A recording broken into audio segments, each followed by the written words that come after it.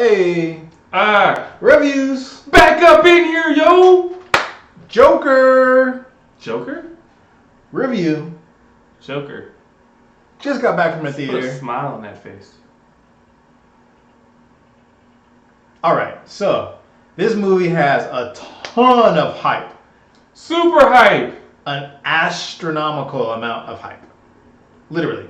Batman hype? Yeah, Batman hype. 80th anniversary released also. Man, okay. So right off the bat, full disclaimer: when I initially saw this trailer, I was like, trash.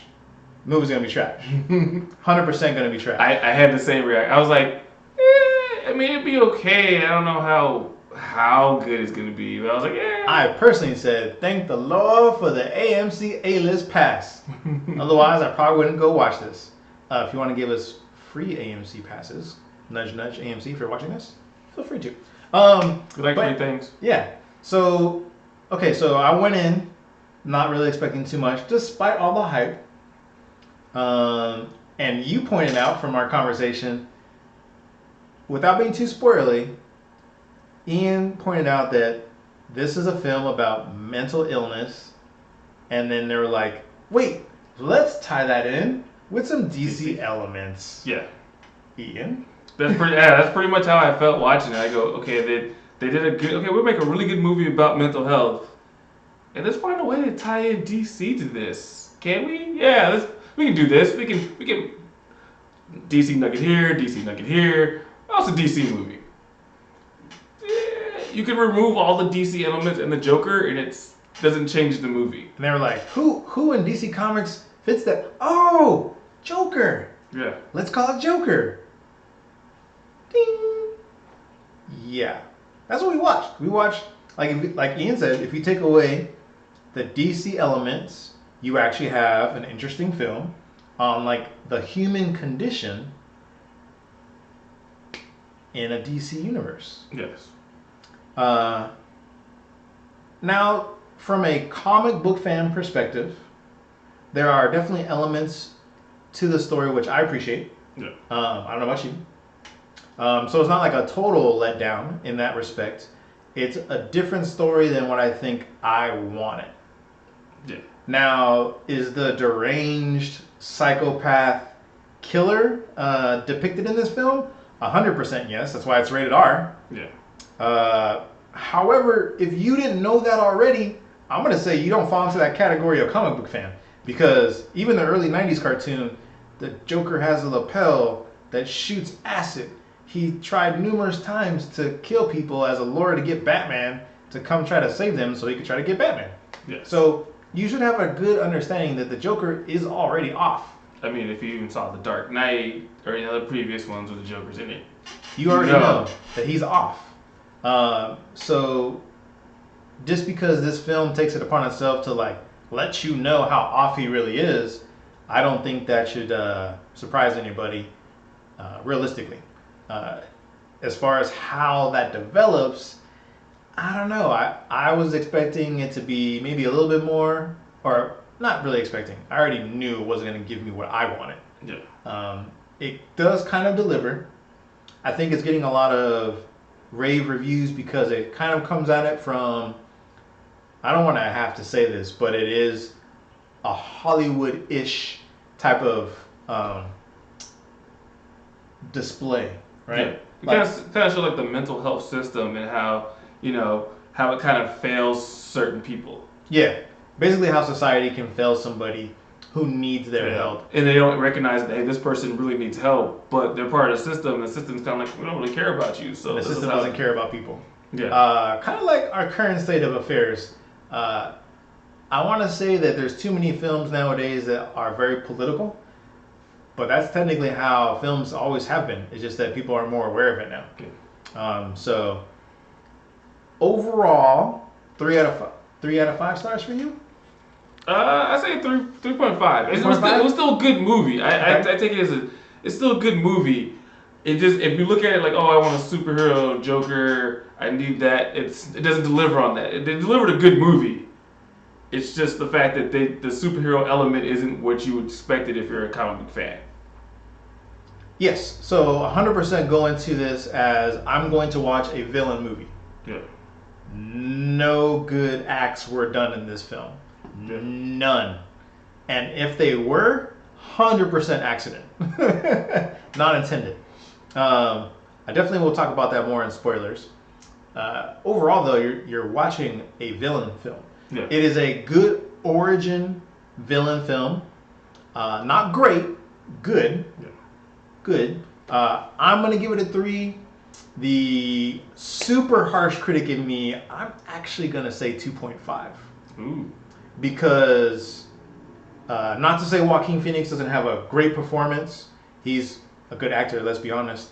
Not to say that there's not good direction in the film. I just wanted more from this character. If you're going to delve into how deranged the Joker is, like, I really, really want to see it. Like, don't just go to the level that they did on here. Like, go all the way. Like, you know, they say don't go full retard. Go full Joker. Like, if you're going to do it, go full Joker. Which, a lot of times, I was kind of looking and they were referencing it to the Killing Joke, where there's some parts that they kind of pulled as far as, like, the framing of this individual's mindset, Arthur Fleck. Yeah.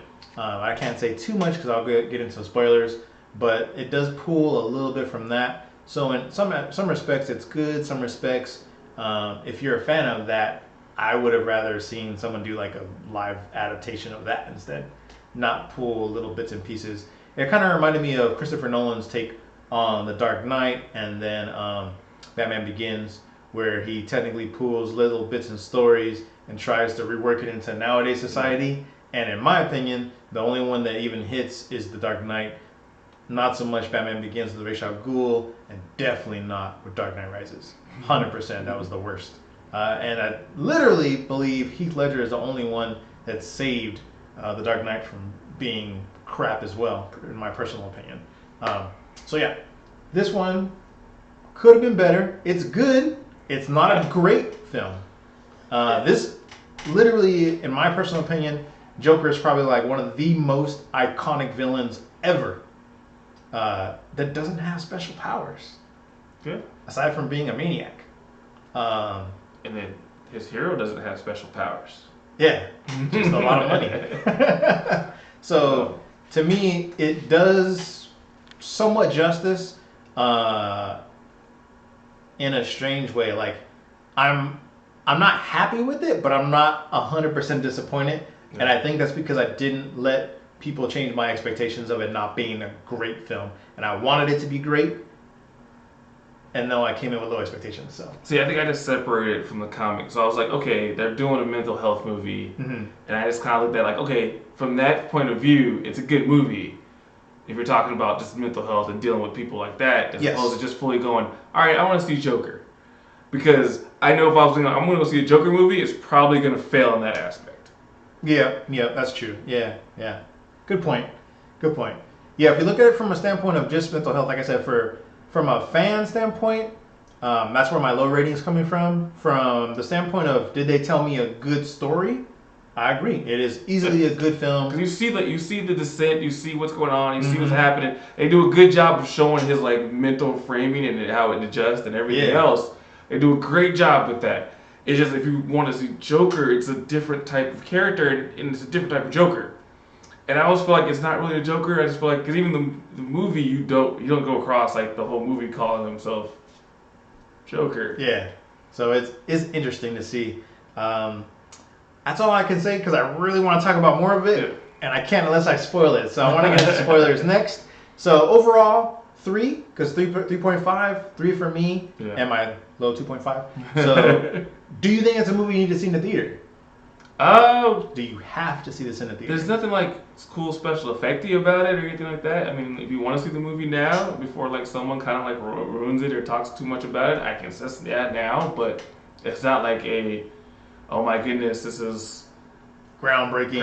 I mean, it's groundbreaking if you talk more of just the mental health side, I guess you would say, movie wise. But not in terms of just like a superhero, the super villain type. You ever see Taxi Driver? Yes. So it reminds me a little bit of that. Okay. Given the fact they also had De Niro in it as well. Yeah. So, I mean, there have been mental health films before. I think a lot of people discount some of those in the past, which it's interesting to kind of see the take on this one. But I think more is not just the fact that it's just mental health, but then the treatment or lack thereof, like the full system. So it's not just the fact that he has mental health, but the full system that he's dealing with and people dealing with him. And I do want to say that it's not placed in current day. Yeah. It definitely appears to be older because he's smoking a lot in the hospital. Yeah. Which back in the day they used to let you do that. So yeah, I want to say it's probably maybe 70s. It's between 70s or early 80s. Yeah, something like that. So the TVs and stuff, I'd probably still say it's 60s to.